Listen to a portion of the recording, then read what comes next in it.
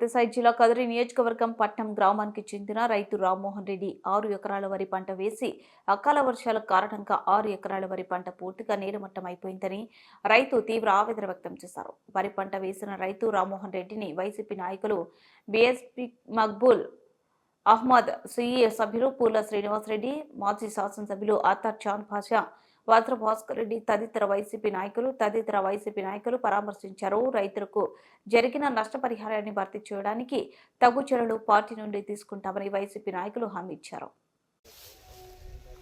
నష్టపరిహారం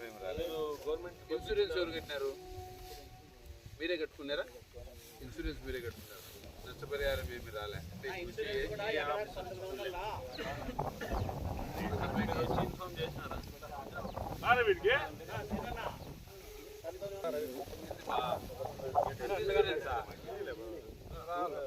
అది ఉందా ఏమన్నా పంపించట్లా మరి ఏమిగా శివాడి రైతు నడు ప్రాబ్లం రాలేదు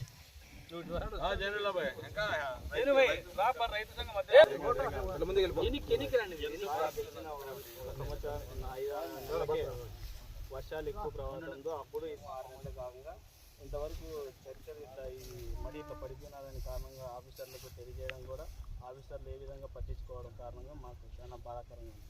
ఈ విషయం తెలుసుకొని మీరంతా వచ్చింది ఇన్సూరెన్స్ నువ్వే కట్టావా వాళ్ళు కట్టారా? గవర్నమెంట్ కట్టలేదు. గవర్నమెంట్ అని వాళ్ళ మేనిఫెస్టోలో వాళ్ళు చెప్పినారు, హామీ ఇచ్చినారు కదా. పై ఆఫీసర్లకు అయితే మాట్లాడలేదు. సచివాలయంలో ఉంటారు కదా. ఇప్పుడు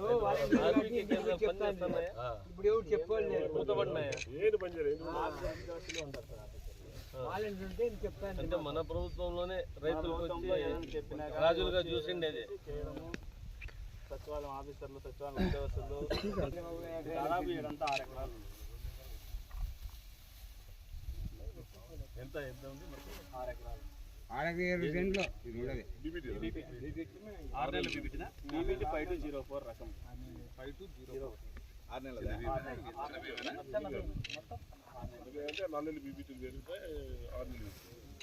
ఎట్లమన్నాడు మన జగన్మోహన్ రెడ్డి సార్, మాజీ ముఖ్యమంత్రి గారు, ఈ రైతుల మీద ఆందోళన చేసి పోరుబాటాన్ని స్టార్ట్ చేస్తున్నారు.